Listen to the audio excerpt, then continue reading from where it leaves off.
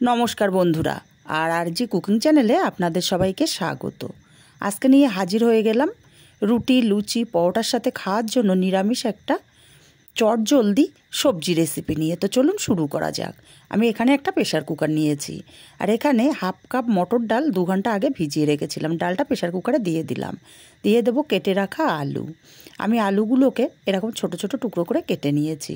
দিয়ে দেবো এখানে 4টে চেরা কাঁচা লঙ্কা, দিয়ে দেবো একটা টমেটো কুচি, দিয়ে দেবো গ্রেট করা আদা, আর দেবো হাফ চামচ হলুদ, সামান্য কয়েক দানা চিনি, দেবো স্বাদ মতো লবণ, আর অল্প করে জল দিয়ে প্রেশারের ঢাকনাটা বন্ধ করে 2টো সিটি দিয়ে ঠান্ডা করে নিয়ে আমি ফিরে আসছি। বন্ধুরা, এই তরকারিটা খেতে কিন্তু অসাধারণ হয়, কোনো মশলার বালাই নেই, তবুও টেস্টি হয় দারুণ। 2টো সিটি দিয়ে আমি ঠান্ডা করে ফিরে এলাম।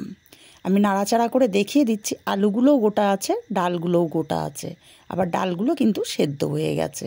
ঠিক এরকমভাবে সেদ্ধ করে নিতে হবে। এবার একটা কড়াই গরম করে দিয়ে দেবো 1 চামচ তেল। তেলটা গরম করে একটা শুকনো লঙ্কা ফাটিয়ে দিলাম, দিয়ে দিলাম কিছুটা গোটা জিরে আর কয়েকটা কারি পাতা। ফোড়নটাকে কয়েক সেকেন্ড নেড়ে নিয়ে সেদ্ধ করে রাখা সবজিটা ঢেলে দিলাম। প্রেশার কুকারটা ধুয়ে অল্প একটু জলও এখানে দিয়ে দিলাম। নাড়াচাড়া করে তরকারিটাকে আমি ফুটিয়ে নেব মিনিট 4 টাইম নিয়ে। যেহেতু লুচি, রুটি, পরোটার সাথে খাওয়া হবে, তাই একটু ঝোল ঝোল আমি এখানে রাখছি। দেখুন, মিনিট 4 ফুটিয়ে নিয়েছি। ডাল, আলু সম্পূর্ণই গোটা গোটা আছে। এখন এখানে কিছুটা ভাজা জিরের গুঁড়ো দিয়ে দিলাম হাফ চামচ পরিমাণে। ভালো করে নাড়াচাড়া করে মিশিয়ে নিয়ে আমি আলাদা পাত্রে নামিয়ে নিলাম। আজকে আমি এই তরকারিটা পরিবেশন করব লুচির সাথে। আর তরকারিটা ঠান্ডা হওয়ার পরে দেখুন কতটা জমে গেছে। এইটুক ঝোল না থাকলে রুটি, লুচি, পরোটা খাওয়া যায় না।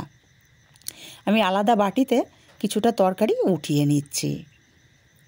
আর এখানে আমি লুচি ভেজে নিয়েছি, লুচির সাথে তরকারিটা পরিবেশন করলাম। রেসিপিটা কেমন লাগলো কমেন্ট করে জানাতে ভুলবেন না।